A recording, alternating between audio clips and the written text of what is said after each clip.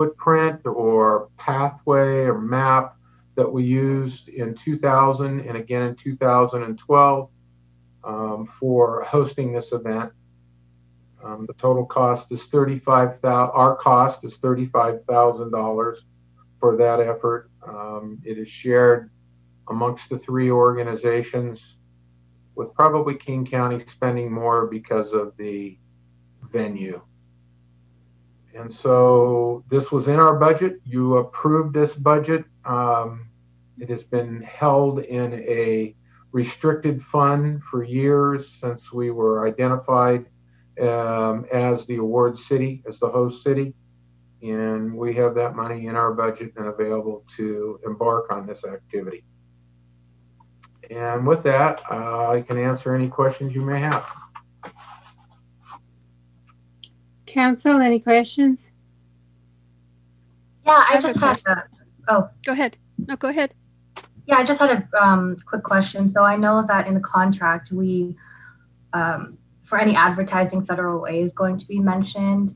And I just wanted to know what the general protocol is. Is it usually the Federal Way logo or is it the name? Does it matter? I'm just curious. So as identified in the contract, council member, it's just the name. Okay. If it's used, we don't pass out the logo. We do for our events at our venues, but this is not our event. This is the NCAA's event, and it's at another venue. So as council members some council members may recall, starting back in 2018, as identified by the state, we're allowed to and do put banners up that say this event is paid for the City of Federal Way through lodging tax advisory committee dollars, and it features our logo and our name on it, and we put that up prominently where guests, athletes, event attendees can see it. Unfortunately, in this case, there would have been a nice program that everyone would have got with a ticket, which would have had our name in there saying that this event was paid for in part by the City of Federal Way. Unfortunately, there's no reason for that because there are not going to be any spectators. Right. So, yeah, that's how we control it, and I work closely and have over the years with the city attorney's office to make sure that we don't have that logo misused on anything. The name is predominantly what we're looking for, so people know that we were participating in that. Okay, thank you. Thanks for explaining that. Are there any other questions, Council? I have a question. Go ahead. Will there be any role for the council during this event? Well, so here's the problem. They're working in a bubble, and they don't want us in that bubble. So unfortunately, no volunteers, no awards, no nothing. This is going to be a dramatic element, Council President, unlike what we've had before, like last year, whether with Northwest Conference Championships or the Pac-12. They really want you down there on the pool deck. They enjoy you there. They enjoy you welcoming people, but there's nobody to welcome. The athletes will be, there aren't teams per se. There are 2 relay teams for 2 events for men and for women, and that's it. They will come and they will leave as soon as their event occurs.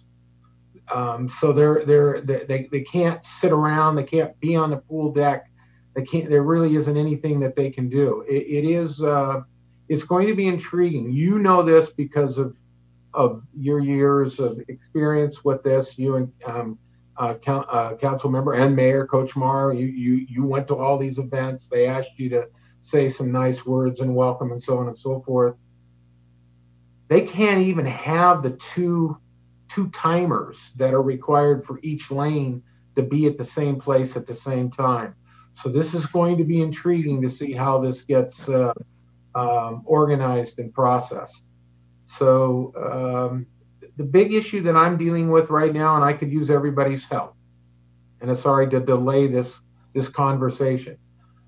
But the NC2A has entered into an agreement with a vendor that does the tests and turns them in 5 minutes. So every athlete, before they're allowed to enter the aquatic center, must go someplace to have that test taken. Then they must sit in queue in abeyance and wait for them to get a certificate of some sort that then allows them to enter the aquatic center. It doesn't have to be at the aquatic center. And in fact, there is no space at the aquatic center to do that and allowing for the queuing. So I'm been tasked by the NC2A to find something, a facility of some sort that would allow us for them to do something of that nature. So that's our biggest issue. The other issue, and I just will tell all of you that creativity is the order of the day right now and trying to make this happen, is dealing with food.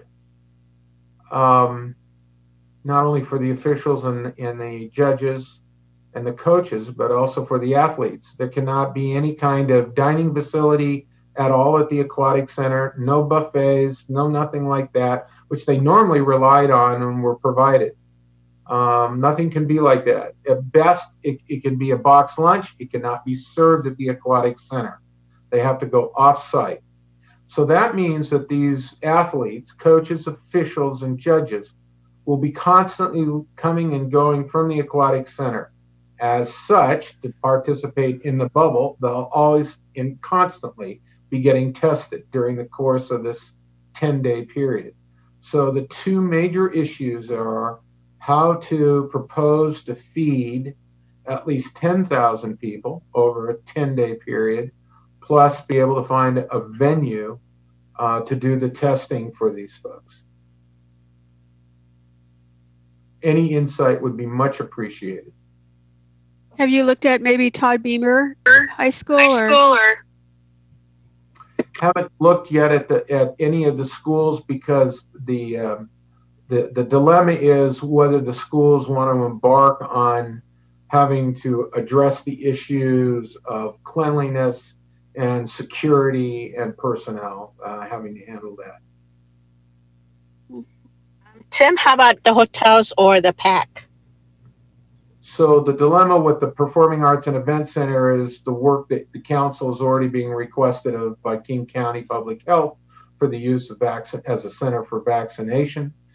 And the hotels are not large enough, council member. They just don't allow for the queuing necessary for the amount of people that need to go through those and constantly be going through those during the course of the day. How Remember, about the community center? Day, morning and evening. Does the community center have capacity? I think we would. The question, and I have not gotten an answer yet, and maybe somebody can provide some insight, is that I thought that there was a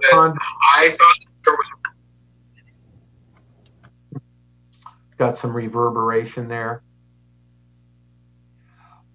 You excuse me again. I thought that there was some discussion going on with you and CHI Franciscan for a separate and second vaccination site at the community center. So I was waiting to hear from all of you and seek direction.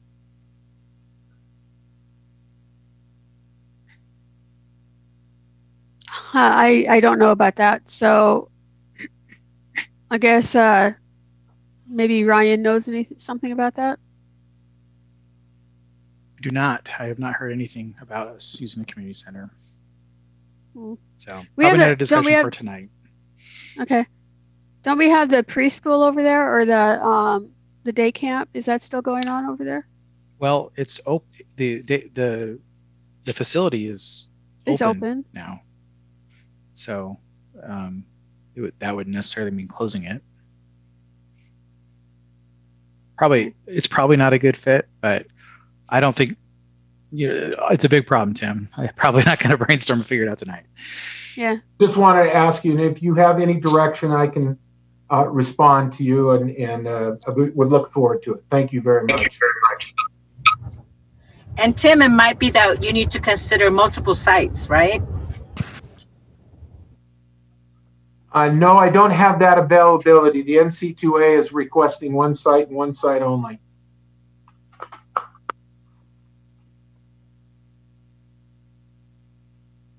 We'll talk about it offline. I don't understand the logic of congregating offsite if they don't want to congregate at the venue site.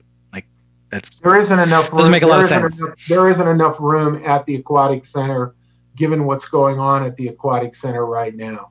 So that's part of the dilemma. Yeah. Okay. Okay, well, look, let's move forward and have Tim look at it further. Next item on the agenda is should I move to forward the proposed agreement? Yes, thank you, Leandra. Yeah. Go ahead. I move to forward the proposed agreement for the NCAA Division III Men's and Women's Swimming and Diving Championships to the February 2nd, 2021 consent agenda for approval. And I'll second that. Thank you, Leandra. All in favor? Aye. Aye. Motion carries. Now we'll move on with the vouchers for November 2020. Adea Arula. Thank you. We've answered some questions from the council members in the last few days. I think we have, because there was no committee meeting in December, so we have both November and December here. And I'll just make a quick comment. If you look at page 37, also this is for the benefit of the public. On page 37, there's several references to council dinner, chopped council dinner, burger, council, I just want to, again, for the benefit of the public out there, the council did not come to the court, to the city hall, and we did not deliver meal to the council. This is for the staff that are in the city hall attending this meeting, remotely for you. So I think I've spoken with Geraldine, and she's online. As we go on, before the council move back to the city hall, we'll put a little bit of a different description on that and probably call it something different so that the public, people looking at it from the outside, don't think that it's the council members that are consuming the food. So other than that, I think unless there's any other question on both November and December, that is all I have. Council, are there any questions? Seeing none, is there a motion? I move to forward the November and December vouchers to the February 2nd, 2021 consent agenda for approval. We just take them one at a time. Oh, okay. Let me break it up then. I move to forward the November vouchers to the February 2nd, 2021 consent agenda for approval. All in favor? Oh, aye. Aye. My brain is not working tonight. And then thank you. I move to forward the December vouchers to the February 2nd, 2021 consent agenda for approval. Aye. Aye. Any comment? Motion carries. Okay, thank you. Moving on to our November monthly financial report. I'll try to be brief on this. On page 146, if you look at the second line in there, the property tax, I think as of the end of November, we're short about $164,000 from the budget, but that is not totally out of line. What often happens is we know our property tax, whether people pay it on time or pay it at all, we will recover the tax. So they may not pay it on time, but we will recover that. Sales tax, our sales tax revenue is doing really well. But again, keep in mind, we did amend the budget early in the year, so we reduce our projected sales tax revenue. But nonetheless, because of our major sales tax provider, we are doing well. And because, even now, the city does not depend heavily on the mall. So for cities that depend on the mall, they have significant, loss of revenue. The city of Federal Way, yes, we want sales tax revenue from every, selling outfit, but major part of our sales tax revenue are not coming from the mall. That is why we're not that affected. If you look at about, the line number 6, admission tax. So we are about 658,000 below the budget. Well, that is expected. The Performing Arts Center is closed, the movie theaters are closed. So all of the entities that are providing, the city with admission tax are not operating. So that is why, and the same thing will happen when we look at the December. Uh, the CD permit fees, if you look at that also, year to date is 2.1 million, and we projected the budget, actually the year to date budget is 2.1 million, and we've only accrued 1.8. So there's not that much construction happening during the COVID. And I think in one of the questions regarding the vouchers and the sound transit, when the contract that we signed with the sound transit required them to pay for some of the employees, the equipment, and everything that is needed by the employees that are dedicated to them. So majority of the revenue that we're generating from sound transit is going into that capital project. So I'll be meeting with Public Works and Department of Community Development to see. I do not think the entire revenue from sound transit should be going into this capital fund. So when we present to you the revised December financial report next month, that will be reflected in there. So as of now, I think pretty much all of the revenue coming from sound transit is going into this capital fund because the employees that are working on sound transit are paid out of this capital fund, which is Fund 306. So, but I'll be scheduling a meeting with them shortly, and before we bring to you the final December, I'll have that resolved. Right below that is the Lake Haven franchise fee.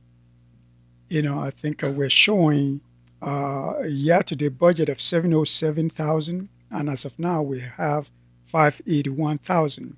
And of course, because now they are no longer paying franchise fees, but paying utility tax, that is part of why you will see a decrease in there. But when you look at our utility tax revenue, that has significantly gone up and is entirely due to the revenue from water and soil, which Lake Haven is a major part of that. Parks and general recreation fees, that is of course down by more than 700,000. Well, it's because all of those facilities are also closed for services. But if you look at the total revenue out of the general fund and the street fund, we're down by about 1.4 million. The good news is our expenses are also down compared to the budget. So yes, the revenue stream is down, but our spending is also down. So that may be part of what will create excess revenue, if you will, at the end of the year because our spending is down and much faster than our revenue. So, Thank you, Ade. okay. Council, are there any questions? Is there a motion? Yes, I move to forward the November 2020 monthly financial report to the February 2nd, 2021 consent agenda for approval. And I'll second that. All in favor? Aye. Aye. Motion carries. So now we're on to the monthly financial report for preliminary December 2020. Okay. Part of the reason in which we do this every year, we usually present December to you twice. The first December, which is what we pay through the end of actually physically pay through December 31st. But according to the state guidelines, they know that we're still incurring expenses, light bills, gas bill, whatever, through December 31st that we will not be able to pay. So part of the reason why we bring another December to you is the payment that we're making in January, but they are meant for December. So that is why this is preliminary expenditure report. Again, the same thing. If you look at page 162, pretty much what we just spoke about, our property tax is less, our sales tax is doing really well, and of course our admission tax is the same thing. And again, if you compare our total revenue to the total expenditure, even though our revenue is going down, but again, we're spending less also. So again, when we bring hopefully the final budget, you will see that that reflected in there. I think unless there's some specific question, I think that will be it for December. Council, are there any questions? Seeing none, may I hear a motion for approval? Yes, I move to forward the preliminary December 2020 monthly financial report to the February 2nd, 2021 consent agenda for approval. I'll second that. All in favor? Aye. Aye. Motion carries. Thank you very much. Council President, can you take on from here, because it's a discussion now, Sure. Thank and you. I'm gonna go collapse. Okay. Okay. Thank you, Thank Councilmember Koshman. Go lay down, Linda. Thank Thank you. Thank you. Appreciate that. Thank you. Get some rest. Utility you. tax rebate program. I think I'm just hoping to get some feedback from the committee members. We're looking at exploring something different. We talk to other cities. The way they deal with rebate is they actually work with the respective utility district to tell them if somebody proves to you that they are senior citizens, don't collect utility tax on them. So what that does is, because part of why we continue to see reduction in participation, and I think our council president has brought this up actually for the past 4 years, because we've been seeing that decline. And even though we've posted ad, Walmart and pretty much a community center, but nonetheless, we're not seeing increased participation. Some of our senior citizens are having trouble having to come up with 12 months of invoices, make copies, and bring it here, and we tell them we want the original, and if you don't provide us original, we won't pay you, and you need to show that you are actually the one that pay, not your son, not the grant or whatever. So I think that may be creating some frustration on the part of some of the senior citizens. If we truly just want to reduce the cost to our senior citizens members, I think, again, like what other cities are doing, is they just have that blanket rule to allow certain, which we can do with, say, Lake Haven, which will be the major, entity that the senior citizens are paying. We can do that with PSC and just say, people that are 65 and above or whatever, we may do this. The advantage of that is it will minimize the work on the part of the city, which this is not totally a reason to do this, but to make it easier for our residents that we want to benefit from this service without creating the additional layer of paperwork. Uh, some of them, they have trouble finding the bill from 3 months ago. So if they can't find it, and we say, well, then we can pay you because that is the current rule. So I think I just want, the council, the committee member to think about it and to give us some guidelines. We will not be the first one doing this, and other people are doing it. If the goal is to make it easier for our members or for our residents, adult residents, to get this, I think that would do the work. And because for the past 5 years, we've been seeing continued decline in the number of participants. And it's because it is difficult for them to go through this process. So, I'm looking for some guidelines for us to continue to do more investigation and maybe bring a brand new proposal to the committee and the council from there. A day Yes, at ma'am. the senior commission meeting last week, the utility rebate program came up, Oh, and I was actually going to talk to you about it because the senior commission members would like to see more seniors qualify to be able to get a rebate. So when you've talked with the other cities, do we all have the same criteria to qualify for rebates, or uh, are uh, cities different? the city of Burien, what they did is just have an agreement with the district. Say, well, people that are 65 and above, they're exempted, period.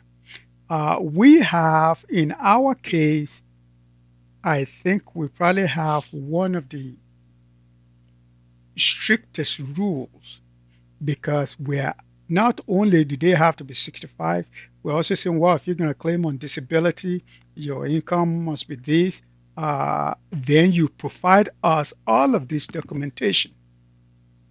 So some of these residents that work with the district, they already have some programs. Some of the senior citizens may actually qualify for some other programs through these utility districts. So they're already screening them for those things, which we're just screening them once a year. And they have to resubmit the same thing the following year. So it's much easier. Those that are dealing with the district, they find it much, much easier. Even if the same requirement is about age and about, low income, but having to provide the documentation, having to go through. Also, some districts that are doing it the way we do it, they put a flat amount. So that means you don't have to submit 12 months of invoices. They pay them $30 and it's over. So, and I think if we don't want to go through the individual district, paying them a flat amount may also make it easier for them. And if we say, well, maybe if you provide us your invoice for January and your invoice for December, that's good enough. Because the amount of work that some of them are having to go through is what is discouraging them, and that is what is different between us and some of those entities. I think the cities that pay them flat amount actually don't require anything. Is it possible to get a few of the city's requirements so we could look at what their requirements are? Absolutely, and actually we have some of those. Absolutely. Okay. That is part of what I'm trying to present. Like a city of Burien, that is the one that does deal with a utility district. We have also a district that pay flat amount. Yes, I can put together a table to Okay. be able to show, okay, this city, this is what they do, this is what they do. This city, this is what they do, what they do. We can do that before the next FedRAC. Oh, that'd be awesome. Councilmember Seffa Dawson? Yes, thank you, Council President, and thank you, Ade. This, I'm glad you brought it up. I think we're being supportive and at the same time creating barriers for people to really take advantage of the programs that we offer. So whatever it is that we can agree on, and I don't even know if we.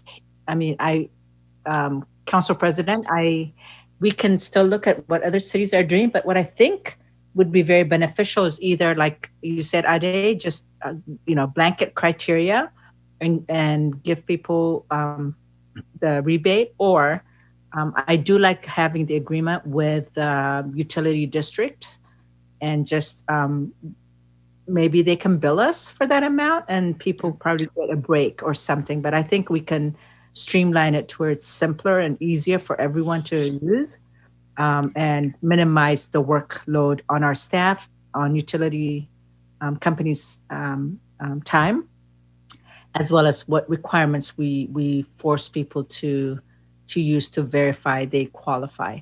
I think just making it simpler, easier for people to utilize would be the best, especially like you said, Ade, when you're as a senior citizen, keeping track of all your receipts might be difficult. And I know that to be fact for immigrants.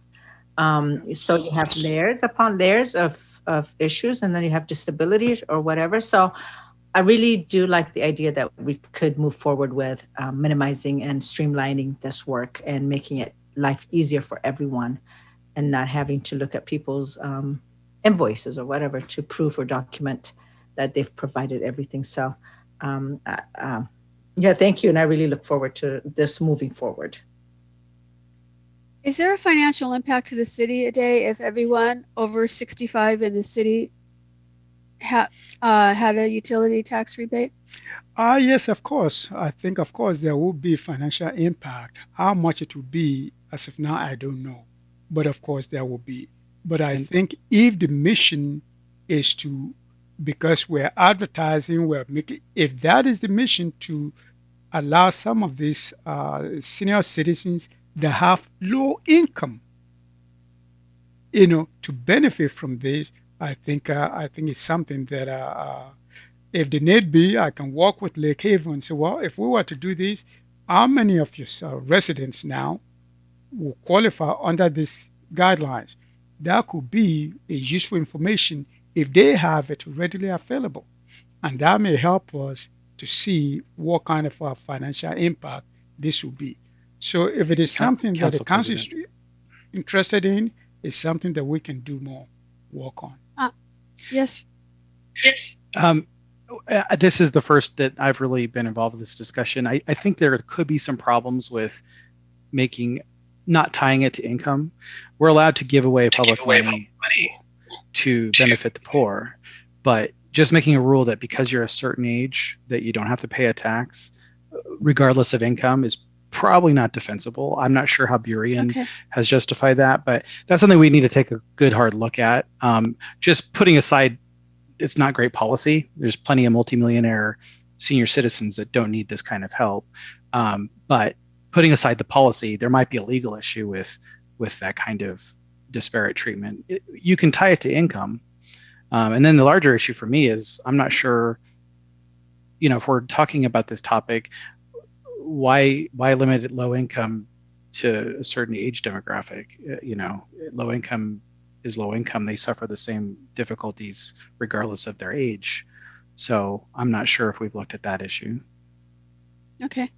Just for the record, I think it would be the same thing as we do now, which is low income senior citizens or disabled. So the only difference will be having to turn in the receipt having to find the documentation. That wasn't the with, question so, that the council president asked. She actually wanted to know if it was applied to all senior citizens, what the impact would be, and I don't think that's a viable okay. option. Oh, okay. Councilmember Baruso. Thank you, Council President. Thank you today. So yeah, I was kind of looking at this. So when you're talking about or seniors submitting their paperwork, are you only saying this once a year or annually, or how is that going to work? Plus, how do you spot check that, that things haven't changed? Oh, that's why I was asking that question, If we work with Lake Haven, would be up to them to do spot checking throughout the year to see exactly if their income has something changed. That's just my question on that. But I do support it. Yeah, as of now, they submit that income verification to us, and they submit the invoices, their utility bills for the past 12 months. That is what they do. Yes, you're right. I think in terms of working with the utility district, now the ball will be in their court to determine their income eligibility, their age. It will be them. But most of these utility companies already do that because at times they provide different rates. And some of us, some elderly, low income, often get assistance from them also. So I think that is what a city like Burin is doing because the utility district that they're working with already has that in place. It is also possible, maybe not all of the district may be able to do that. I think it's something that if the committee and the council want, we can investigate some more. Yes, that gets us out of the loop of verifying that John Doe qualifies, with both the low income and qualification and the age qualification or disability. It will be left to them. So it will not be us. If they are doing that, because they are not collecting from them, we may actually not see this until we audit them because it will not be included in the revenue that is being reported to us. We may request a reporting annually from the people that you are serving in our districts. How many people have you paid? How much did you or how many people you have now collected utility tax on our behalf? That will be a report that I think will be useful to the council, that the council will want to know to say, well, working with the water district, we did not collect utility tax from this number of people. I think that is information that you should be able to have and be able to tell the citizens. So we want to be able to ask this district, if we were to do this with you, will you be able to provide us this kind of information? What system do you have in place to make sure they have this and they have this? Some of them may be able to do it. Some of them may say, well, no, we're not going to be able to do that for you. So I don't know. But before we put so much time in it, I want to be sure it's something that we want to look into. Okay. Yeah. Perfect. Thank you, Day. Councilmember Kraft, do you have any questions? Thank you, Council President. Thank you, Ade, for bringing this up. I do support this idea. I would like to know what the other surrounding cities are doing for, what is necessary. I also want to know if we could get a number from the utility companies, how many people are actually doing this right now versus the number of, in comparison to our senior citizen population. So that would kind of give us an idea of how many people we may be missing. But I do support this idea. And I just want to see sort of the different structures that, at least 4 of the surrounding cities have, so we can get an idea of what are the different structures. Mm-hmm.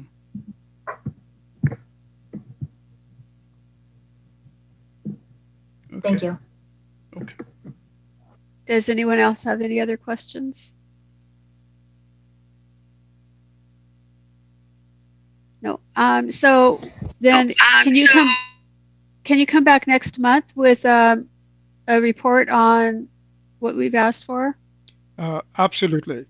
Whatever Okay. we're able to gather by that time, well, yes, we'll bring it back to the committee. Absolutely.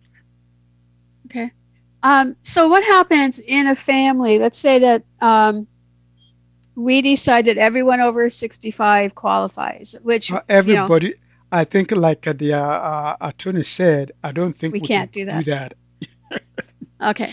Um, but what happens, okay, if someone qualifies and it's a couple and only one person in the couple is 65, the other member is much younger.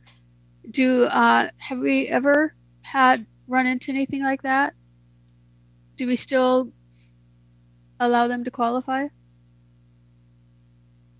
I mean, Ade, if I could jump in, I mean, your hypothetical is good. There's also a much larger problem, which is multi-generational families are common.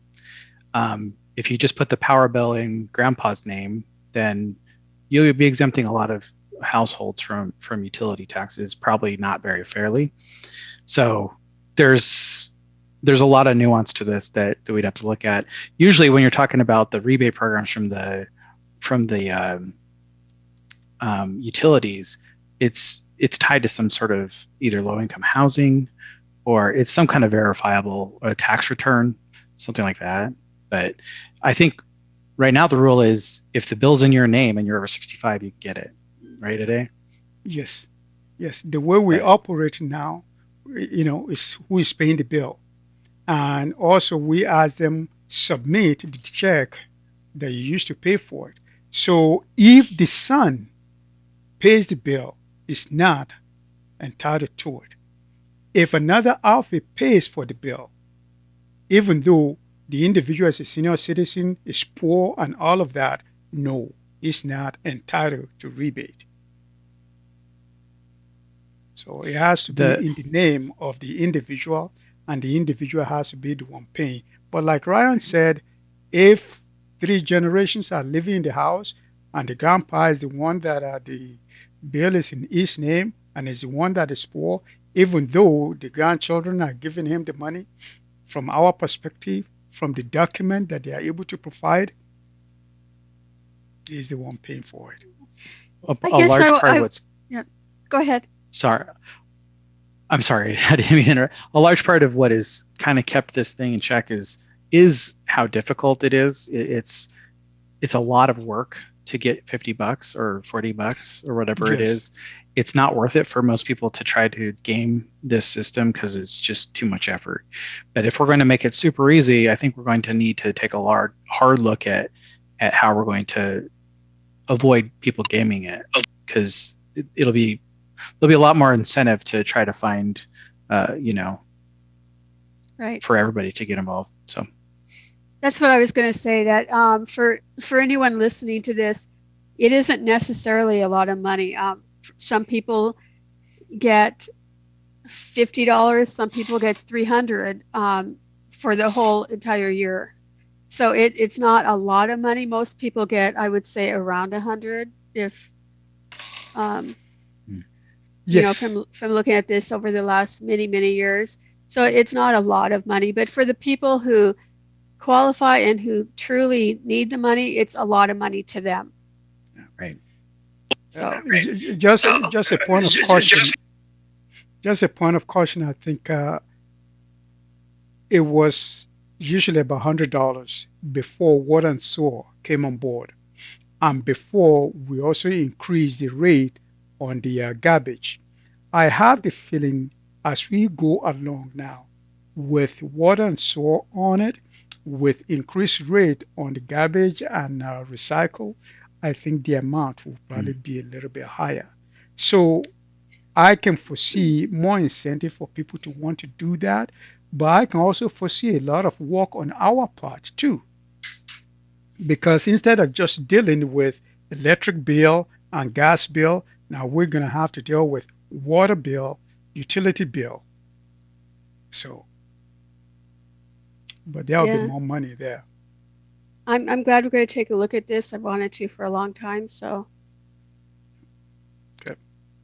I'm glad we're going to do this. So we'll look forward to more information next month. Can I make a comment? Sure. Go ahead. I think the yeah, thank you. The multi-generational part of it could be, when you have multi-generation, I'm sorry, I'm repeating myself, but your income is also going to change, right, accordingly for the most part. And so it may not even be an issue because this is income based. So I believe it would still self-correct, or it would change the qualification. So I wouldn't worry too much that everyone who is multi-generational would qualify as long as it's income based.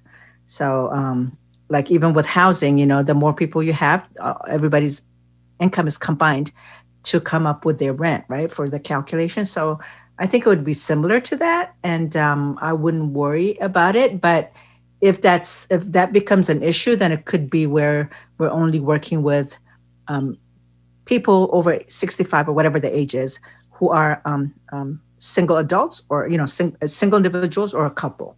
I mean, it could be as simple as that, where we're minimizing all that hard work. But like Attorney Ryan said, there's a lot to look at it. But one question I have, Ryan, is public dollars should not be given to individuals anywhere, right? They go directly to the payee, correct?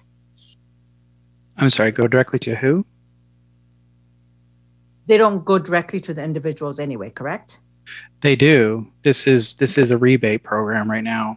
So we pay. Oh yeah. We give back the money that we've taxed them, basically. And to your point, I didn't mean to imply that we wouldn't be able to apply this program to multi-generational families. We'd have to do exactly what you're saying. We'd have to take into account household income, including everybody living in the household. Right now, that's not how we do it. Right now, it's if you file taxes jointly, I guess maybe your spouse would be involved with your household income, but there's no real mechanism to tell what the living arrangement is. So it's the screening process. We don't have a good idea about how to do it yet. We didn't. That's, I think, what we need to investigate. But absolutely, multi-generational families are common, and some would definitely be low income if properly analyzed. But the money goes directly to, I guess it depends on how we do it. Right now, we pay the person back. It's a rebate.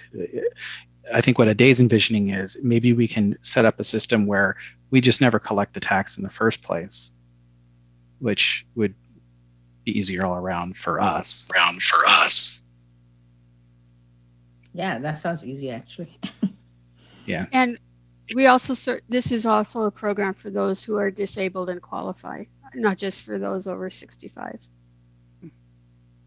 Those disabled and poor. I think part of what the Constitution say, or the article, is it Article 9 or something like that, Ryan can correct me. We can spend public money in support of the poor. I think that is what it says. That is why we're able to use this money to give to people of low income, and we cannot just give it to just anybody. Right. Okay. All right. Any other questions? No? All right. So the next meeting is February 23rd at 5 p.m. on Zoom. Okay. Forever and ever. Okay. Thank you. All right. Thank you. All right. Thank you. Okay. All right. Thank Good you. night. Good night. So much. Good night.